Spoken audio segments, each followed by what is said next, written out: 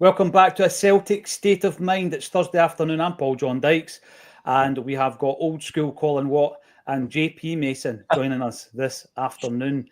And we're almost matching JP, not only with the old shelving systems, but with the hoops. You've got the original Bumblebee. I've got a remake. Yours is obviously the best. I didn't even anticipate that. That was complete accident. I just picked out of the box. I was like, we're playing away this weekend. I'll put an away top up. So there you go. Who do you think of though when you see it? That picture of Di Canio, Cadetti and Van Hooyd, was that the only time they played together? There was one game. There was a few. And throw Tom into the equation. Tom was in one of the images. Was that Rugby Park, I think? I think it was, aye. Yeah. Rugby Park away days, yeah, the famous Bumblebee, which has improved with age. Talking of which, onto you, Colin Watt. I like that top you're wearing, mate. Is that part of the golf range? That is, yeah. You're promoting the official brand. Got a wee clover on it as well. Try and get up. I like it. Nice and casual. Especially as we're starting to get some nice weather here in Scotland. It makes a change. You've got to come away from the heavy t-shirts and into the summer range. I'm still wearing layers out in the wilds of Fife. JP, we'll start off with last weekend and a quite tremendous performance, really, and result in the semi-final with the Scottish Cup against a team that caused us a lot of problems not that long ago. And since then, the aftermath has been full of negativity, not by Celtic fans, obviously. How did you enjoy the game? How did you enjoy the performance? Really good. A very easy, seamless entry into Hampden Park with their ticketing app. Credit where credit's due. I mean, we'd have heard all about it if it hadn't worked out. That's for sure. I know. I think a lot of people were kind of anticipating it to be a complete nightmare, but it was easy as anything. So that for a kickoff was good. And then I do miss, as you'll appreciate, not having a physical ticket. That's something that especially when it comes to gigs as well. It's like it's a good marker of your memories, and well, obviously the way things are going, that's not going to be the case anymore. So, but took my seat behind the goals. Weird to be at that end of the ground, actually. Were you at the same end as me then? Were you at the Rangers end? Yeah, very odd seeing. Obviously, it was good to see 4 goals in close proximity, but I'm so used to being round the other side. I worked out it was my 12th Scottish Cup semi-final. I went back through the history books and played. In my personal record, Celtic have played 10 and won. Played 12, won 10, lost 2. And that's a decent record, mate. But I do remember those 2 in a major way, because you remember the losses, which makes the wins all the sweeter. And especially against a team that had given us 90 minutes of torture a couple of weeks beforehand, which conveniently was forgotten by a lot of the pundits, I think, because it was just, it's boring this. And Alan Preston sounded like he needed counselling at half-time on BBC Sports Sound, because I listened back to it later on just to see what they were saying, and honestly, the guy was distraught, and I loved every single second of it. I remember him really going for it in a big way, strutting and peacocking after Hearts beat Celtic at Tynecastle. The Yang, I know it's obviously a distant memory now, but I'm still stung by that, and I still remember the way that he was absolutely peacocking about the fact that Hearts had beat Celtic unfairly, in my opinion. He can take the Parkhead win and run with it, but that Tynecastle one where he was properly lording it. And so to hear him sounding absolutely miserable at the fact that a team that he's not affiliated with was getting hammered, and Celtic were heading to another final was glorious, really. And the weather was glorious. It just felt like a comfortable game. From the moment that Cal McGregor trademark goal went into the bottom corner, you knew that there was no way back for them. I did not see a rallying from them or anything like that. I saw maybe not 5, but I saw a 2 or a 3.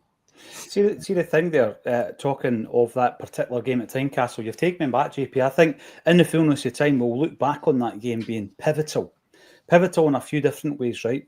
I think that every so often, if you rattle Brendan Rodgers' cage, he always comes back better, if you like. However, the big thing there was he came out and he actually called out the officials after that game. Mhm. And then the changes that have taken place since then, in terms of the head of refereeing stepping down, being replaced with Colm trying to embrace transparency and technology. And by all accounts, he wants to bring through a new generation of referees who are far better than this old guard, who are simply not good enough. If they were good enough, they would be getting major tournaments, be that European Championships, etc., and they don't. So referees aren't good enough, and he wants to build a conveyor belt, if you like, a young talent coming through, which is great. Totally take my hat off to him for that. Thought he was a rotten referee. He's maybe a better heady refs. But that was a pivotal game, Colin, when you think about the aftermath of it. Brendan Rodgers calling him out, getting pulled up to the beak, Celtic getting a KC on the case. Things have changed since then.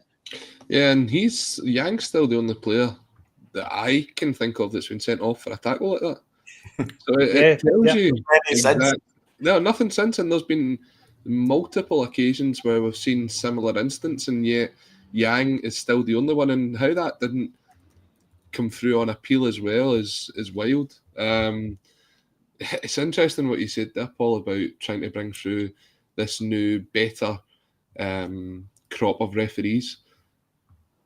Callum Scott was atrocious at the weekend. He was terrible on Sunday. Some of the decisions were appalling. The VAR, I still don't understand why James Forrest didn't get a penalty. That's one that I think the ref got right, Colin. I think the ref got that right. And then it was VAR that's obviously... No, I disagree. I think it was there was multiple fouls. Sorry? I think you mean by he was right by giving the penalty. Yeah, he was right by awarding the penalty. And I was talking about VAR overturning it. But then the ref was right. He's went and overturned it himself then, hasn't he? He went to the screen and he's overturned it. I know, but you see when you hear the actual audio, Colin, and I think this is one of the biggest issues with Muir. I think the VAR is talking them into changing it. I think they're being domineering. I don't know what you guys think. When you listen to the audio, it's almost as if the VAR, like you say, Colin, you're the ref, and you should be brave enough, even if you've gone over and viewed it, you should, and they never are. The minute they go over to that screen, they're going to change their mind, right? Mm-hmm. It's almost as if they're being overruled, Colin, but you're right. The referee should be the guy making a choice. Yeah. So, in effect, he got it wrong, but I think he got it right first time. Yeah, he got it right the first time. I mean, the contact with Forrest's face and the other 7 fouls that led up to it. By the way, what a move from James Forrest. What a run. He's really growing into it. He's shown that form that he hit around this time last year as well. It's poor. And as you say, VAR wasn't, and we've been told this several times by the people that are running Scottish football, VAR wasn't brought in to re-referee the game. It was brought in to overturn clear and obvious errors. Yeah. And that was not a clear and obvious error. If there's something that's up for debate, that is not clear and obvious to overturn something. So at that point, you just knew after the several views of it, you're going, he's just going to overturn that. Mm-hmm. And it's frustrating. It's VAR for me. There's a lot of people who say, get rid of VAR. I never wanted it in the first place. If you go through the old episodes, you'll find that I said I didn't want it. And I think there's not the issue with VAR, but more the fact of the people that are running VAR are not up to standard. And to be honest, the level that we invest in the system is not good enough. It's a pound shop version, and if you buy cheap, you're going to get cheap. You buy poor, you get poor results, and that's the epitome of Scottish football. We pay part-time referees to expect a full-time service. We pay for part-time VAR to get a full-time result. It's not good enough, personally. I agree with that, Colin. We were showing the lines, for the Idah goal. Idah offside, but it was made. I think they put it in the other week there. We were showing the lines, JP. Now, maybe it was offside, but that still didn't prove that it was offside for me. The ball had left Engels' foot. And the image that you're looking at is not good enough, like Colin says. £1.2 million we invest, in inverted commas, in the VAR system that we use. But it simply isn't good enough. I think there needs to be a VAR system, but what's the point in getting a cheap one? That's always been my argument. And then when you call the referee up to actually look at it on the screen, JP, the VAR operators are deciding which images he sees as well, right? So, and the angles, etc. So there is also a level of manipulation if that person is if he wants to push a particular narrative, this isn't a penalty, he can push that by showing evidence that kind of, for me, sways the referee's decision, and that's what I think we've seen. Well, how many voices are there on the other end of VAR? Like, how many people is the ref hearing? Because you've got the assistant guy as well, yeah. 3. So you've got the VAR, the assistant VAR, plus the TV operator. Right, so he's got 3 voices in his head. See, if you've got 3 voices in your head that are all saying the same thing, but it's their opinion, but your opinion was that it was a penalty, like, it would be very easy in a pressured moment to be like, actually, they're all right. But what if all 3 of them are wrong? That's the thing, because Callum Scott is obviously an inexperienced referee. We've seen him very fleetingly throughout the top flight of Scottish football this season. I think the last one I remember him actually being a full-time referee for was the Queen's Park Rangers game at Ibrox. And in these situations, I can understand why you're giving someone like that a big game, like a Scottish Cup semi-final, where you're anticipating there isn't going to be a lot of controversy. But it's not the first time this season where you're looking back at decisions and you're going, it would have just been better if the system wasn't there in the first place. Like, let's be honest, right? Obviously, you would say, I don't know your thoughts on it, I've not really caught up, but I think there was a slight foul on Idah for the St Johnstone goal. I think it's soft, but it's the fouls he'd been given the whole game, so if you're going to be consistent, you've got to go with it. But back a couple of years ago, Mackenzie's cut goal would have been the goal of the game. It was an absolute screamer. How many goals have we lost? Colin, I think that's a good point. How many goals have we lost? Now, we actually spoke about that Idah moment, right? Because and people had a dig at me for saying this. I think Idah needs to be stronger, but it's a two-handed push in the back. So by the letter of the law, it's a foul. Yeah, right? And it's the fouls he'd been given the whole game. Yep. But as you said, that youngster would have had an amazing hand and memory, right? And that would have been getting shown on show reels and highlight reels forevermore. JP, we've lost a lot of cracking goals, Celtic in particular. I mean, that was one of the best goals that never were. And you look at even Maida, I think my calculations are that he's got 33 goals this season. He's had 3 chopped off. He'd have been sitting on 36, So there's loads of ways that this can affect individuals, the team, etc. Also, imagine if we were getting beat 1-0 at McDermott Park 3 weeks ago, and that penalty incident happens in the 87th, 88th minute. Yeah. Does it get ruled out as well? And does the St Johnstone goal get ruled out? That's another one, JP. 100%. Is it? Are you making decisions based on what the scoreline is? Because obviously, I don't know. I can't remember what the score was when the penalty was denied. We must have been up, or was it 0-0? Well, we talking about the Forrest. We had a couple of good. We scored our first goal in the 34th minute. That was the point I was going to make. There's been a few games this season where we've absolutely trounced teams like Aberdeen in the other semi, but it took us half an hour to score a goal. It was up to the end of the park, so we must have been 4 up. We must have been. Aye. So 4-0 up. But then the thing is, with the other goal that was chopped off against Kilmarnock, JP, you're going like 5-0 up, and then it's a rout. And you can say, let's not play added time, etc., because you've won the game and everything. I'm just like, well, as football fans, you're there to be entertained. You're there to see goals. You're there to see your team score as many as possible. And every opportunity they get, they try and take you away from the entertainment factor. I mean, I'm somewhere in the middle, Colin. I think what we've got's not good enough, but I think VAR, if it was the right system, works really well. I think if you're going to have the cheaper version of it, it shouldn't be something that we rely upon for every single major decision in that aspect. I think if you're going cheap and you're not going to improve it, then we have to look at something like a challenge system that they have in the likes of tennis, where each manager is able to have 2 challenges per game, and they can challenge a decision that goes to VAR twice. If they get it right, they keep it. If they don't, they lose it. Because we're relying on this system that we know is not accurate, we know is not great, and we're making it for every big decision. See, otherwise, unless you're 100% certain, you're not going to throw that flag in, and the game's going to flow a lot better. For me, I think that's the way. If we're going to stay cheap, do that until we get to the point of we've actually got a proper system that's properly implemented, and it's something that you can actually rely upon. At the minute, it's just a guessing game. We'll get a sponsor for it. get a better system. We struggle to get a league sponsor. What odds have we got? That's the problem, Colin. That's the problem. The people in charge should be able to do that. Imagine being in a job and not being able to get a sponsor for one of your major trophies, which was the case for a number of seasons there in the last decade. You wouldn't have a job. So I think VAR, you can get a better system than the one we've got, without a doubt. And as you say, JP, it's like, we're coming up against Dundee United at the weekend, looking ahead to hopefully wrapping up 4 in a row. But the one game that's a must win, if you like, is that Scottish Cup final. Aberdeen have pushed us this season, albeit earlier on in the season. If it's sitting at 2 each and you get a decision for or against you at that point, then you've got people screaming for, right, find the budget for a better system. Loads of folk agree with Colin. I think Paul Lambert said it as well. Get rid of it. It's not good enough. I would rather have it in place, but have it so that, you have that 360.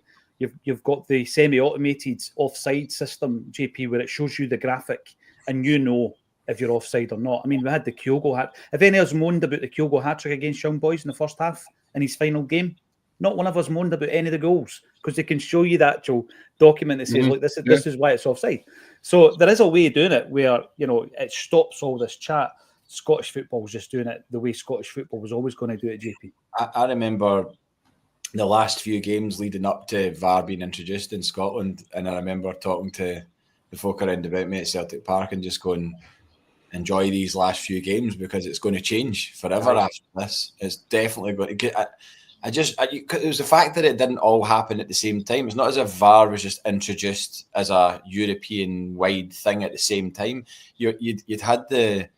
I don't know if you want to call it the benefit, but you'd had the ability to watch how it had played out down south and elsewhere before it comes into your own backyard. So you were already aware of the gripes and the moans at what was going on, and you're like, oh no, it's coming into Scottish football. I mean, one of the most basket case federations ever to be able to deal with normal things. So giving them this has obviously been a problematic scenario for them.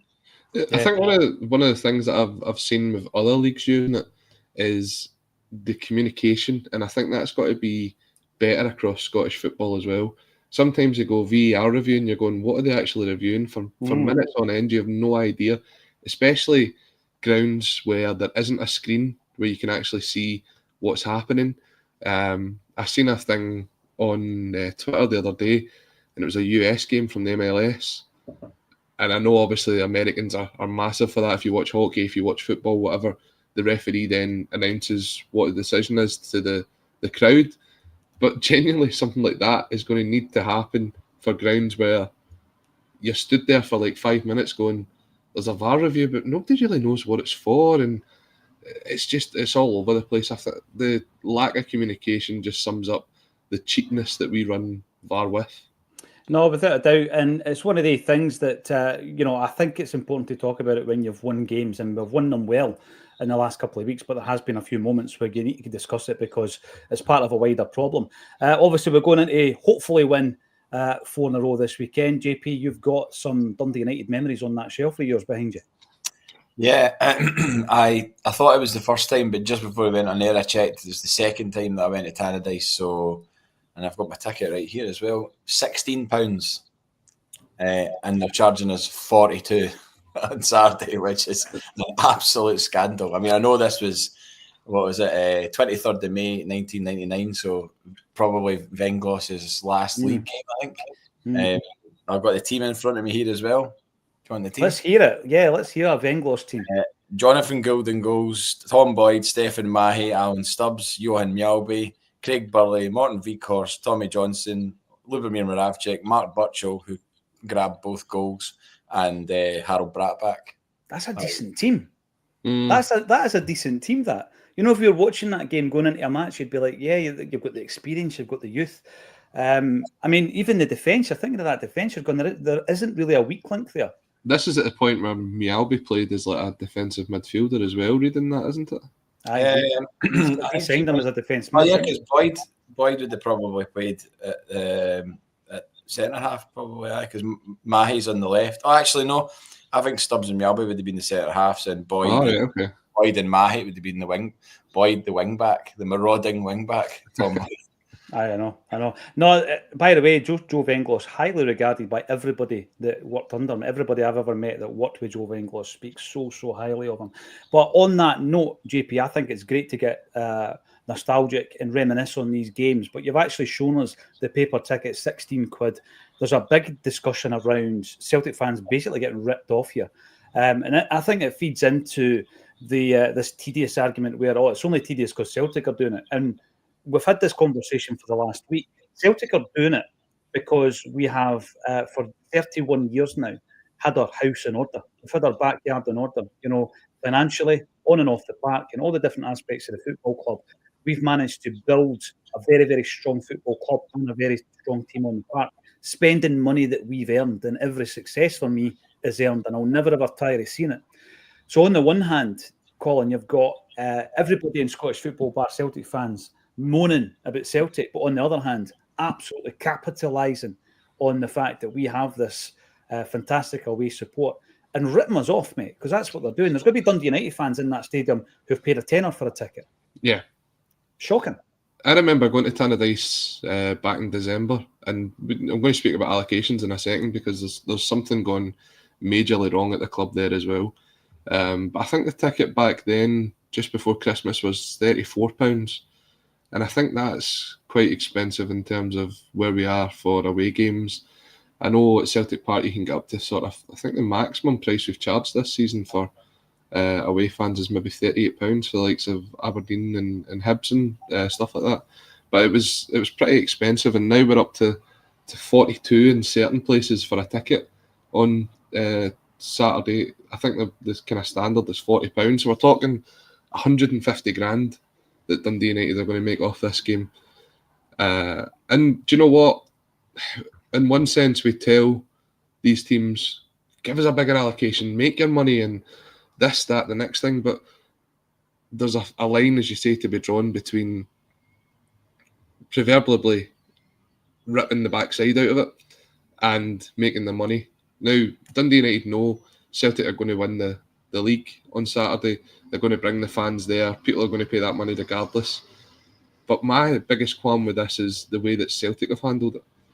For me, I know it was the right thing to do in pushing the SPFL and pushing Dundee United to try and make the price more reasonable for fans. But we're now in a situation where, was it yesterday or the day before, Tuesday maybe, that the tickets went on sale? The 3,776 tickets that went on sale, a reduced allocation from the last time, by the way. I wonder where all those tickets are going. But you had two options. You could collect the ticket from the ticket office between the hours of 11 a.m. and 2 p.m, Monday to Friday, by the way. That's the only hours that they're open. Or you could pay the £9.32 special delivery along with a £1.50 booking fee. So that £40 ticket becomes £50 and 82 pence for a ticket.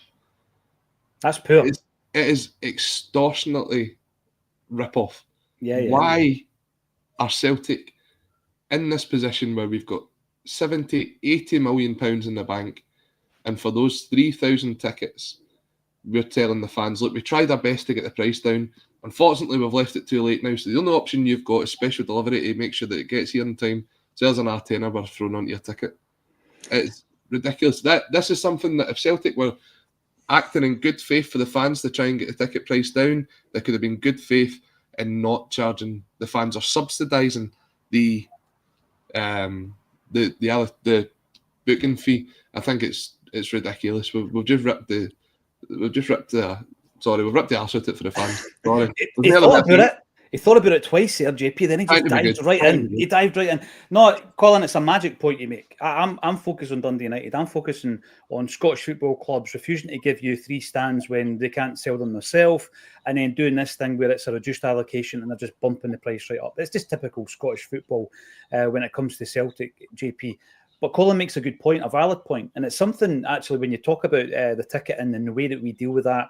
And there not really been a good system in place, even for ticket exchange, for example, JP. Something Kevin Graham's been going on about for a long, long time. So right in the middle of your working shift, you can come and pick your tickets up. Basically, that's what they're saying, Colin. So all these different things, JP, we could, as a football club, look inward as well and be much better at this, can't we? Excuse me, absolutely. Is there not something as well on Saturday that the home support were encouraged to? You could buy a ticket for £42, but you got one free, so you could bring someone else. It's season ticket holders could bring a friend for £10. That was the right. Right. So how have they got around the increase in the price to 42? Like, because obviously it's extortion, isn't it? It really is. It's extortion. Sort of quid pro quo that.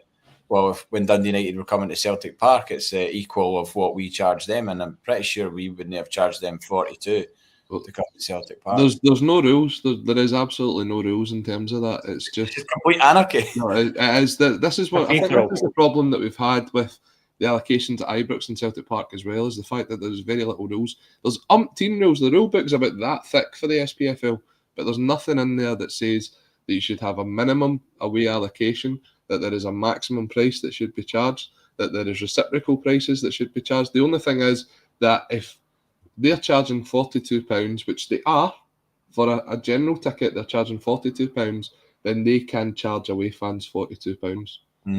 That's it. I mean, remember the campaign you used to talk about, Colin? 20's plenty. Yeah, 20's plenty. Boys behind it. For that, yeah.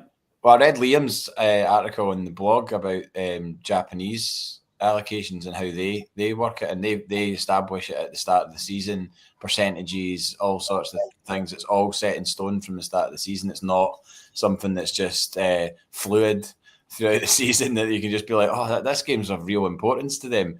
Let's just add on, another £6 or something like that, and see if we can get away with it. That's the thing, but JP, it's like, in one sense, a business person looks at that and goes, well done, Dundee United, because you're going to make that money. Celtic fans are going to pay it. They're going to go through. Nobody wants to miss the opportunity of watching Celtic winning the title for the 4th time at Tannadice in the history. Nobody wants to miss that out. In fact, if I had the opportunity to get a ticket, I'd be there. I'd be there on Saturday. Totally. The other side of that comes with, have Dundee United cut the allocation, or are Celtic holding tickets back? Other teams that then, when it doesn't suit them, cut Celtic's allocation. So they can't just decide, like St Johnstone did the other week, and say, oh, you want 7,000 tickets? You know what? We will give it, but just for this one game, one off, we'll give you 7,000 tickets. It's... I just pictured the Scrooge McDuck gif of him lying in the pot of cash. Aye. Or remember the vault, actually, on Breaking Bad, where it's just piles and piles of cash and he's just lying on it. Yeah. Aye. Absolutely, but it's Scottish football. It's Scottish football again. It's one of these things where people call us tin pot, and that frustrates the life out of me. But then you look at some of the things we do as a football nation, and you just think it's hard to argue, isn't it? It is sometimes, Colin. It really is. We're going to be focusing on this weekend, obviously, all the star performers, how we should line up as well, and the fact that every single success should be celebrated, of course. And it doesn't matter if you've been through tough times as a Celtic fan or not. Every single success is deserved, because we live in a game here, JP, where in the not too distant past, people were genuinely buying success, right? And nobody batted an eyelid about it. There's been more kind of column inches in the last few weeks about tedious trebles and all this kind of stuff than there ever was when they realised that, there were certain titles that were actually purchased unlawfully, and nobody wanted the title stripped back then. It was just like glossed over, airbrushed out of history. Let's move on, same club and all that kind of nonsense. In the long term, I've been asking this week, JP, I've been asking the question, in the long term, what's your ambitions for Celtic? Is it now to go on and progress in Europe whilst dominating at home, to go to that holy grail, which is 10 in a row, something we've never ever won? And if it is, what's the barriers? What's the barriers for Celtic to progress? Is it Scottish football as a whole? It's probably a couple of transfer windows similar to that of 2023.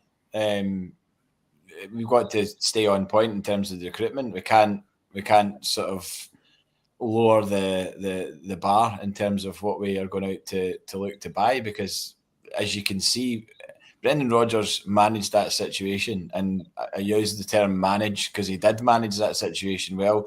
That first 6 months of his second tenure, and he had to do it with, I'd say, one arm behind his back because of the recruitment. And there's no denying that you look back and reflect on that period of time where the influx of players that had come in, and we've spoken about it many times, none of them were making the impact that either the club or the players wanted, and it was probably down to the fact that they weren't the right fit for the club, as have been proven by all of their Celtic careers, most of which are over or are about to be over. Yeah. So I think that's our biggest barrier, because we're in a position of strength financially. We've got a really good squad, a really good team. We've got assets there that some of which may be cashed in on the summer. Don't know if that will happen or not. It seems to be all signs are pointing to that from some of the language that Brendan Rodgers has used in terms of the squad needs a refresh. So it's about being completely on it when we're replacing Leo Hatate. We're not bringing in somebody that's of vastly inferior quality. You want them to have a ceiling that they can get to, that they'll develop while they're at our club, and then potentially we can sell them on and just rinse and repeat that model as we've shown so successfully over the past decade or more. Sorry, Colin, I said Scottish football, and what JP said there is spot on. Being more inward and looking inward and saying complacency, that's going to be one of the biggest obstacles, isn't it? Yeah, I think when you look at it now, we're in a position that, as JP's saying there, it's like we're bringing these players in, they got to this point and you're saying, right, they're not good enough. But the problem we've got going forward is how we manage that expectation. Because for me, someone like Arne Engels is an £11 million player. The problem is, £11 million in Scottish football, you're expected to be at this level as soon as you come in. You're expected to come in, hit the ground running, be the best player in the country. Even as a midfielder, probably people were expecting him to have 20 assists and 10 goals and all this. And then you remember that the boy's 21 and he's playing in a league outside of his own for the first time. He's come into Scottish football. The difference in coming from European leagues to Scottish football is massive. Scottish football is a far more physical league. We saw that with Nicholas Kuhn last year. He had to come back. He bulked up and he became a far better player. I think you'll see the best of Arne Engels next year, and you'll see why he was an £11 million player. Now, as we go into this summer, we're going to spend that money again, and it's going to be slow, and it's going to be a hard watch for a lot of the window. But there will be players that Brendan Rodgers will have said, I am accepting this level and nothing less. And if Celtic drop back into that level of signing players that are inferior for the position that Brendan Rodgers wants, one, we'll lose Brendan Rodgers because he'll not sign a new deal. And two, we'll be back in the position where we're going, we need to strengthen here again in 6, 7, 8 positions. Right now, we're in a place where 3 or 4 players at a really good level could take us to that next stage. And for me, the next stage, Paul, is winning a knockout European tie, whether it be the Champions League, whether it be Europa League, whatever we qualify for this summer. We need to win a knockout playoff tie. It is beyond a joke that it's been since 2004 that we haven't won a tie. And that for me is progress. The league, the cups, they're the bread and butter. You want to go on and you want to be dominant, you want to be successful, you want to be tedious Celtic winning another tedious treble. We want to get to that stage. We have to focus on that. But for me, progress has to be in Europe next year. We've went up the way from last year, this year. We've got to take that next step. No, I agree with that. Or maintain it. At the very least, Colin, maintain that. Yeah. What we did, 10 Champions League games. Just as a reminder then, so Brendan Rodgers, like you say, JP, walks into a system that was very identifiable. It had its own identity under Ange Postecoglou. And we just won a treble on the back of a double. And this is the transfer business out the door. So we sell Jota for 25 million quid. There was a few other kind of nominal fees, which we'll no mention, guys like Conor Hazard, etc. But the big sales, Carl Starfelt leaves the club for 4.3. He played 1 game under Brendan Rodgers. We were able to get rid of guys like Idah and Albion Ayeti, etc. And then in the winter window, we sell Lila Bada for 10 million and David Turnbull for 2. So we absolutely, when you're looking at it, we were wading in cash with regards to money in. So people that talk about going out and spending 26 or 30 million quid on a net spend, work it out. We're not spending anything, right? So we'll go out there and instead of, trying to do like for like, we've lost Starfelt, who had a brilliant partnership with CCV. We've lost Jota, who was an absolute hero, he was in the long list for the international squad for Portugal. He had actually got to that point. He'd scored in the Bernabeu. We really needed to replace these players. And what we did is we brought in Odin Thiago home for 2.5 million quid, Marco Tilio, 1.5, Yang, 2.1, Kwon, $1 million quid, Nawrocki, 4.3, Lagerbielke for 3, Lewis Palmer, £3.5 million. See, when you read them out, you're just going, did nothing, yes. Did nothing. I know. and yet, there's people who are on the back.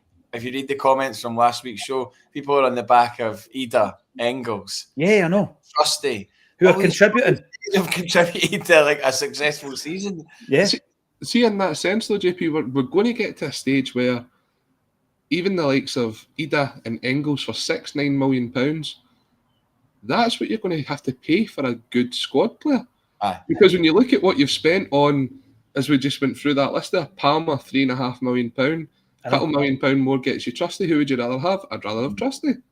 This is the thing with Scottish football is we're so backwards as a league where us, and it looks as if Rangers are now going to be spending money, but we're the only ones to do it. So where we're spending £30 million, as you say, Paul, we've not spent anything because we've brought £30 million in. Yeah. So I think it's because the record stood still for so long. Like the transfer fees that we are bulking at now were getting paid 25 years ago.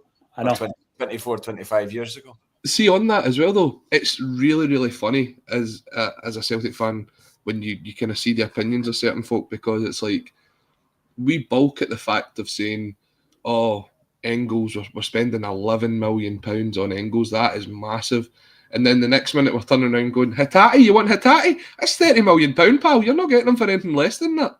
See, the Engels. It's got to work both ways. Totally. But the Engels thing, Colin, I think you're right, JP, in the respect that we were stuck on that £6 million fee for a long, long time. Then we signed Julien and we signed Edouard, and that kind of pushed it to a different level. And you're thinking to yourself, even if the individuals, and this is a separate debate, we could debate about Trusty, Engels, and Idah, and then the entirety of a show it would take up. But even if the individuals haven't had vintage performances or campaigns, have they improved the squad? Have they contributed to potentially a treble-winning season with progress in Europe? They have. So it's money well spent. Could you, and this is something I always use now, could you sell the guys for the same price tomorrow? Aye. You'd maybe lose $1 million or two on Adam Idah. At the moment, you might. But again, there's a few games to go. I would look at his Champions League performances this season. Adam Idah now is a player who has scored more goals on an international level for Ireland since he joined Celtic from Norwich, and he has now got a Champions League campaign under his belt and scored goals in that campaign. So you could make the argument, if you're part of the recruitment team, that he's at least the same value, if not more. People will balk at that, Colin, because there's a lot of folk going to disagree with that. Arnie Engels even, the example I use, Colin, what other 20-year-old, which he was when we signed him, has had a season like him? 10 goals, 12 assists, man of the match performances in the Champions League. Part of the midfield that's gone on to win a treble, hopefully. And, performing so well in the Champions League. So it is the transfer fees. And it's almost about, let's normalise those transfer fees. Let's bring in another 3 players this summer that are going to cost us similar. That's the thing. It's gone are the days, sorry, JP, it's just gone are the days where you can find someone like... not even Odsonne Edouard, Moussa Dembele, that you pick up on a freedom of transfer movement. I think in the end it cost us £500,000. Sell him for 20 million. You're not getting that return on investment now because the market is at the stage where the only players that you're going to get for that ballpark figure are players that are maybe playing in Scottish football. And it's, can you develop them to that level and move them on? Now we're at the stage where even the £2-3 million market is full of bargain basement rubbish. There's very few gems that you can pick up for the likes of $1.5 million like we did for Matt O'Reilly. That's even now an anomaly, isn't it? Yeah. Birmingham City spent £40 million this summer, and they're a League One team. And their best players are Wata. £40 million. And you look at the Championship, There's teams buying players from the top league in Portugal, the top league in Holland. They're coming to the second division of English football, and they're paying them ridiculous money. The fees are ridiculous as well. So we can't shop in that market anymore. So then you're kind of narrowing it down. So see if you want to be a team that's progressive, then figures like we just said of 6, 7, 8, 9 million pound, that just becomes the norm, because you're hoping that you can turn that round, and it's not just 25 million you sell them for, it's 30 million, 35 million, 40 million, because that's the way the transfer market's moving. The thing is, Colin, people are getting smarter at recruitment. They're all using different, the systems that are actually a better way of doing it in many respects, unless you've got the specific knowledge, specialist knowledge of an individual like Kasper Schmeichel, for example, in Brendan's case, right? Or Jota, in the respect that the club knew Jota and we knew his data. But there's a lot of clubs who are not as rich as Celtic using better recruitment systems and databases, data systems when it comes to bringing in players. And if we're not there, we'll end up spending more money than we want to, JP, because in a player's trajectory and a player's development, they're being highlighted at an earlier stage. Right now, we would not sign Virgil van Dijk. Somebody else would have signed him for 2.5. In fact, they would have signed him probably a year before we even knew who he was, because the systems are identifying these players a lot sooner. I never actually thought about it like that before, to be honest. Like you mean like these kind of the data driven things, like the writing model and everything else. It's like anomalies are not allowed to happen because whoever's got the best of gear will basically be able to highlight players first. So it's almost like if you've got the money spent on that infrastructure, then it'll pay dividends for you. Maybe not straight away, but when a player pops up at age whatever, then you're going to get to them first, and you're going to be able to have the conversation first, and you're also going to be able to sell them a pathway that you can point to other players who've come through that have played at, say, it's Brighton, and then they've gone on to play for bigger and better clubs. Mm-hmm. Yeah. And that's the thing, that system, it's like VAR, going right back to the top of the show. The system's available for anyone to buy if you want to invest in it, if you think that's the way to go.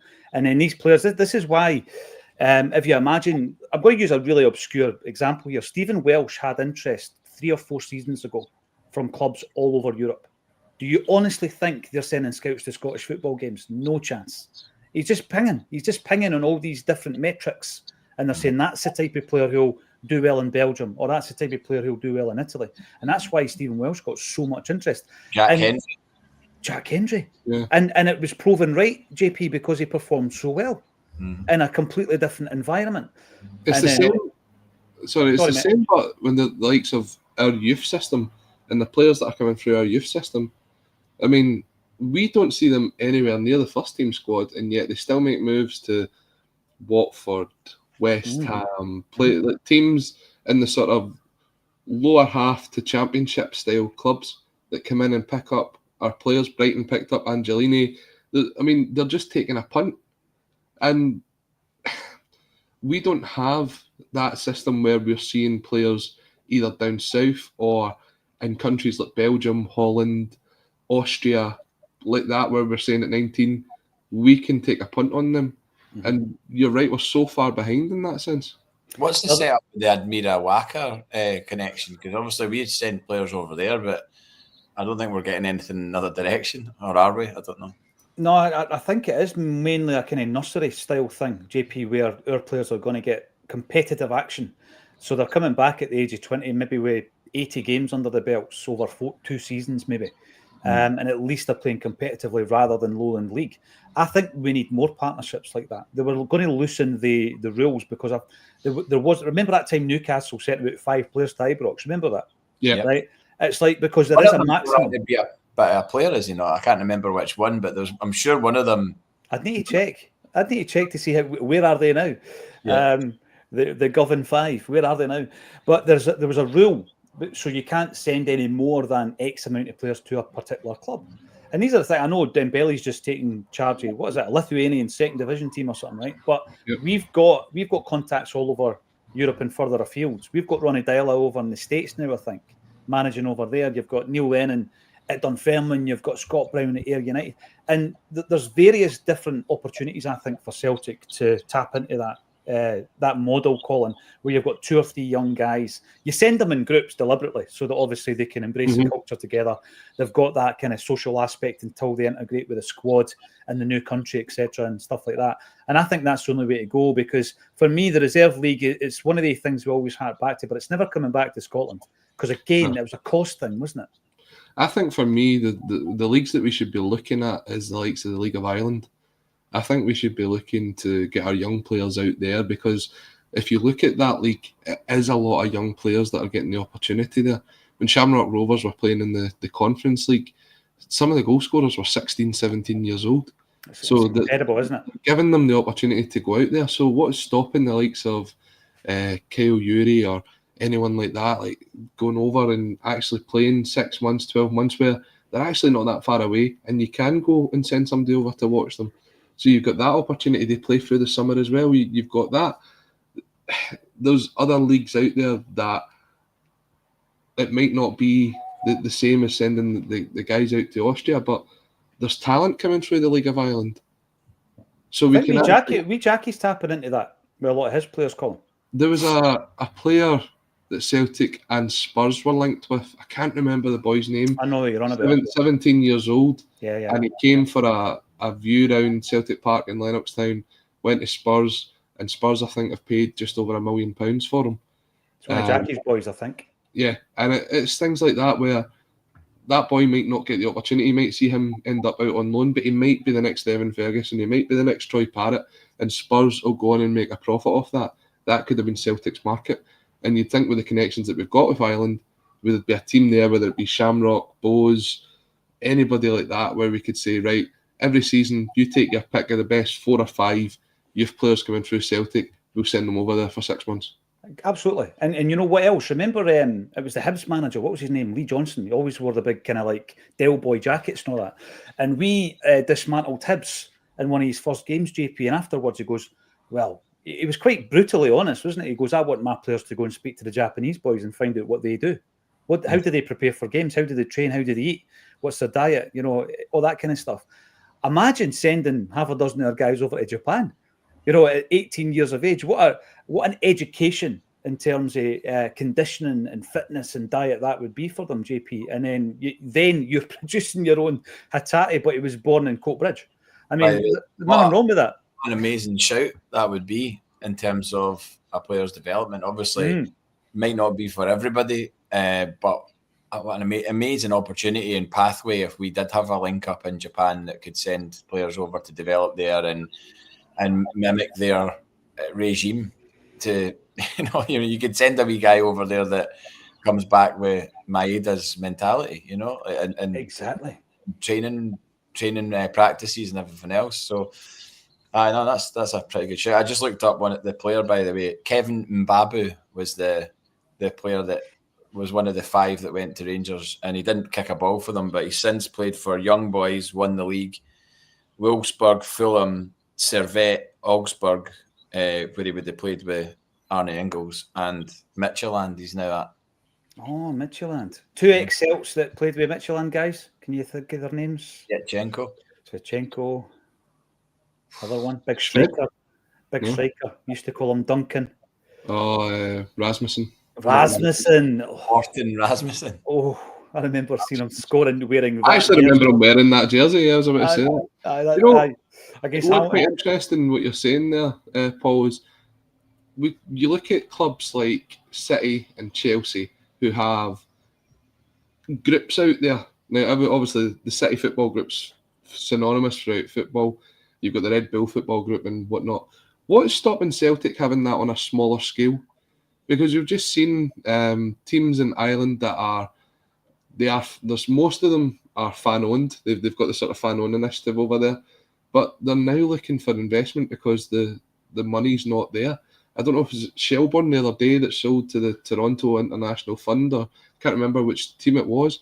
But what's stopping Celtic from having a team that they can connect with in the north and the south, and then one in Austria, and then one elsewhere, and having that group where they can share data feeds, where they can get the insight on how players are getting on in the league, we've actually got enough money that we could go and do that.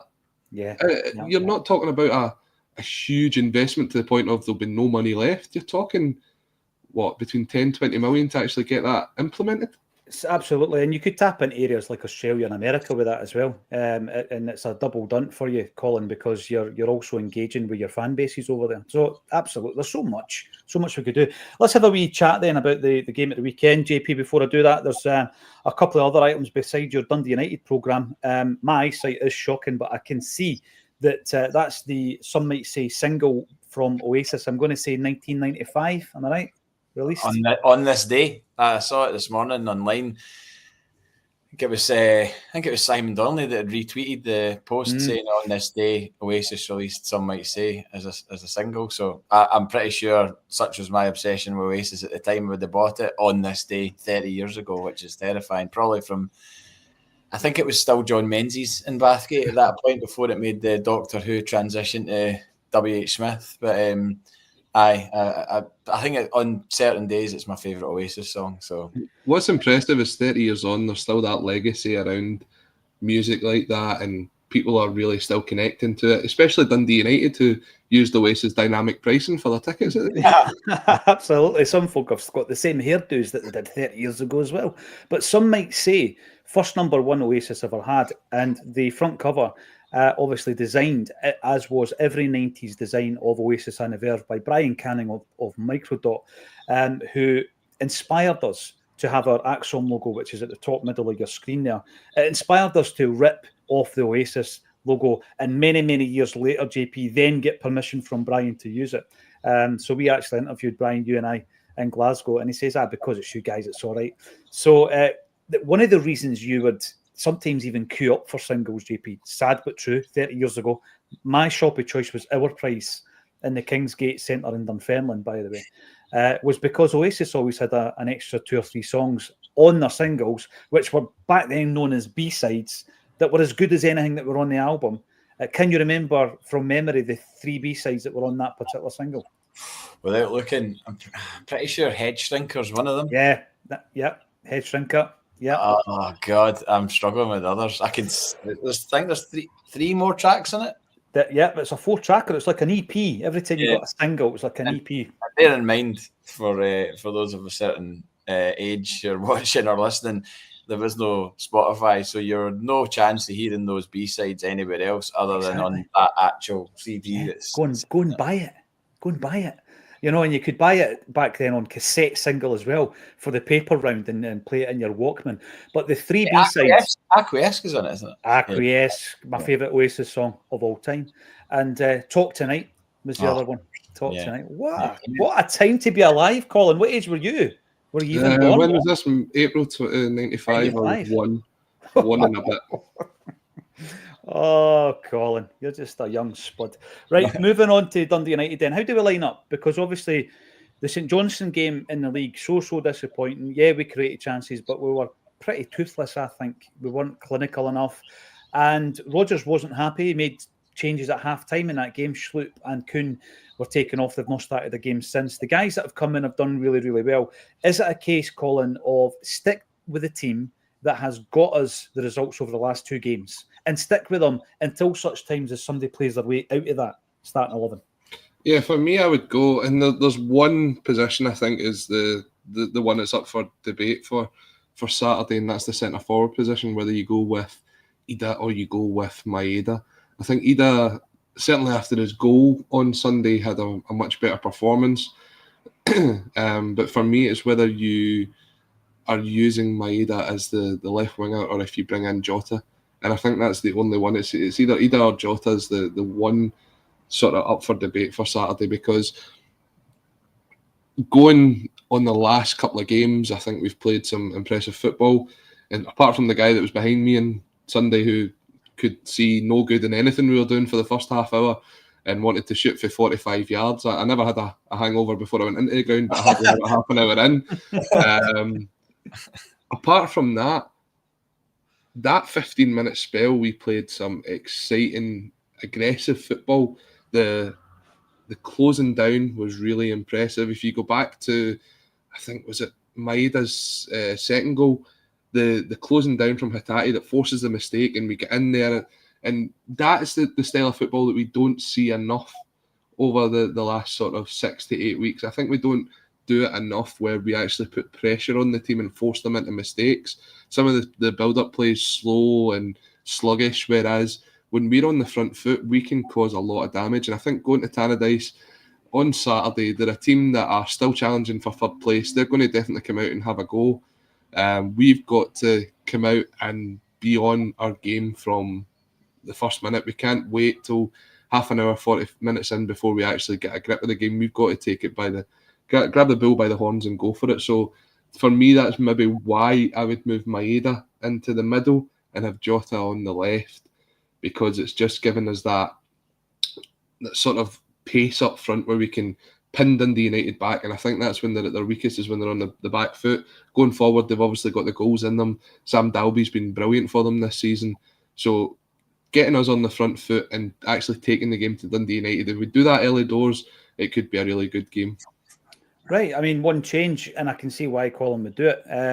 I was quite impressed with Idah. I thought some of the play, where he was dropping deeper, JP, and linking the play up. I mean, that was what led to him being pushed for the goal that was chopped off, by the way. And it's pointed out here that, here we go.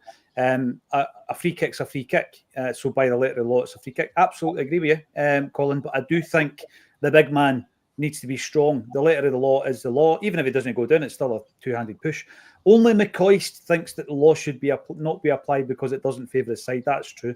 The foul of Idah was a foul. That requires a ref to award a free kick. Would you make the same change as Colin, JP? No. I would keep Idah in, and the reason I would keep him in is I think he needs a moment. A third goal in a 5-0 victory at Hampden was great, and I'm sure he enjoyed it because it'd been a while since he'd scored, I think. How long? Was he apologising for his night out? I think there was definitely an element of that to his celebration. I don't know how you could watch that celebration and not. Like, he didn't just run over and do the knee slide. And what's 30 apologise for, JP? Really? He got a lot out of his system, just like he did on that night out, so he's done well for himself. Well, apparently he didn't. He wasn't sick, and he was just pretending to be sick. But I mean, from the video that I saw, I think he should more be apologetic about the company that he kept, because it was just clearly somebody that was out to get a post or likes out of being with Adam Idah. I mean, taking video of showing the fact that you've got Adam Idah's number on your phone with the number blurred out, that to me is that's pathetic, desperate. Sad. Yeah, so I think maybe it was more of an apology in that sense, but I think Idah obviously needs to change a lot of people's minds given the comments. I mean, it's unbelievable how vociferous people are with regards to him. Mm-hmm. Like, genuinely, people are kind of wanting him on the scrap heap, or sell him now, get money back while we can, and get somebody else. And you're like, why are you not letting this guy, giving this guy time to breathe? And like I pointed out in the comments last week, which, by the way, whoever made the first comments, obviously it's been deleted, or they've deleted it themselves out of embarrassment.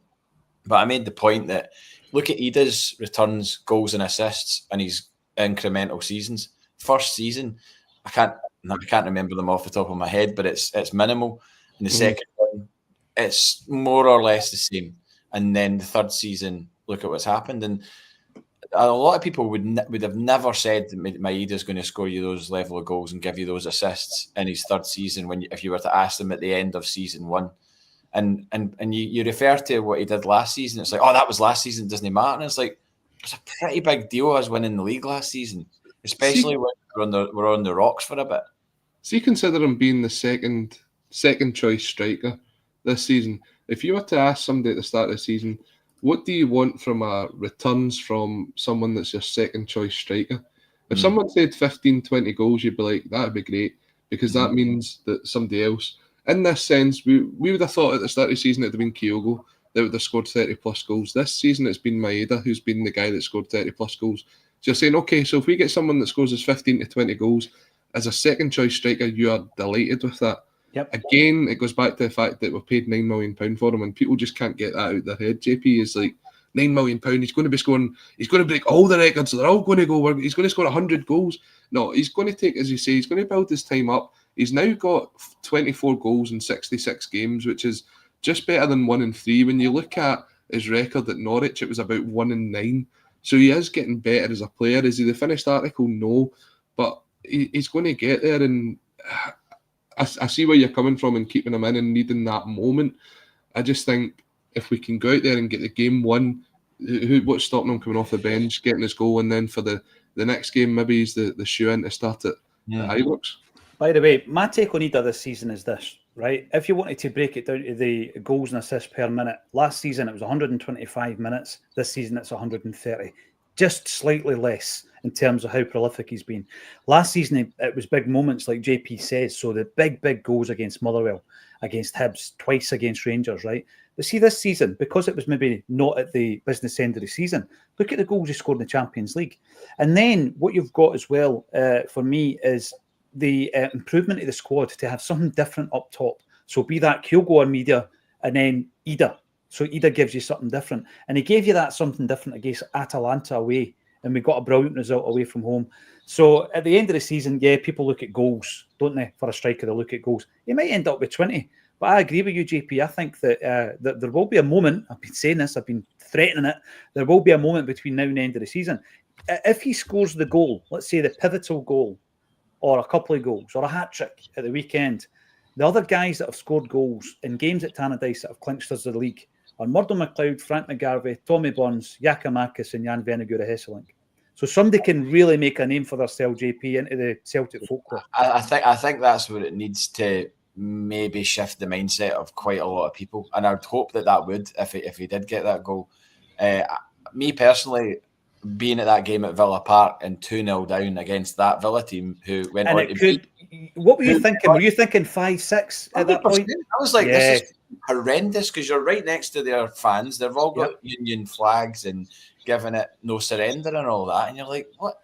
This is horrible. This is not what I came here for. I was hoping, for a valiant performance, which is what we got. And we got it because of Idah. Idah didn't tap 2 goals, and they were both brilliant goals at Champions League level. And you can point to the fact that it was, Aston Villa. Obviously, they needed to win if they wanted to get higher up the table. But they were through. But ultimately, we might never play Aston Villa again in my lifetime. But at least I saw a game where we gave as good as we got to the best of our ability, and Idah was the guy that got those 2 goals. So for that 90 minutes alone, I'm grateful to the guy for doing that. He didn't hide. He didn't hide. He didn't go, oh God, we're 2-0 down. I'll just chuck it. We'll just try and play within ourselves. You've got to have a bit of mentality about you to get one goal, never mind 2. So, I would hope he starts on Sunday, and I'd love to see him celebrate at Tannadice. Got great memories of Larsson. That first game that Larsson and Sutton played. 2-1, Larsson scored in it. I was in the corner where he came to celebrate, and it was just one of the best moments ever because it was him coming back for injury. First game under O'Neill, you were like, right, here we go. Not knowing at that point what was going to happen over the next 3-4 years. You were just happy that we were winning at Tannadice in the first game of the season, because obviously we'd lost the league so horrifically the season before. When we talk about that, in my mind, I don't know if it's a Mandela memory, but I always thought that Sutton scored really late in the day. But when you look at it, he actually scored the winning goal in 66 minutes. That's wild. I thought it was a late goal, a late winner. See if you remember the end of season DVD, or I said DVD, it was video back then. It was a double video back then, the end of season video. And I think it was Tony Roper that was the narrator over it. If you watch that back and listen to the commentary, it does sound as if it's like the 89th minute when he puts it into the back of the net. It's crazy. He was right on the line, wasn't he? He was very much right on the line.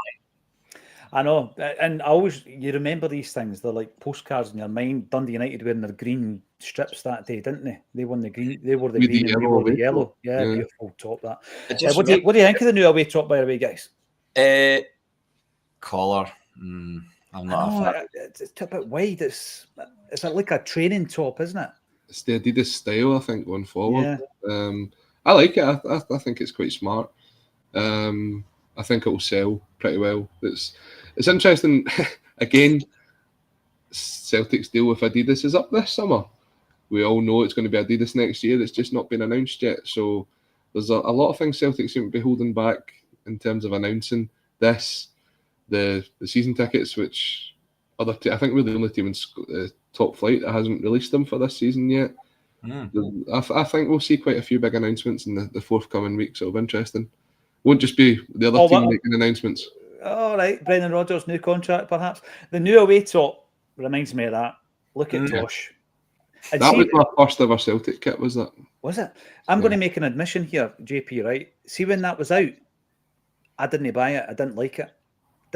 But see, when I was doing the jersey book, I was looking at it with this newfound admiration. That one, and believe it or not, right, the black and gold one, were the two kits I didn't actually get at the time. But looking back on them, I'm thinking they're absolute class. I got it long sleeve, but it had Umbro as the sponsor. Yeah. Because obviously we just regurgitated it, or maybe that was a pre-season tour or something with the NTL.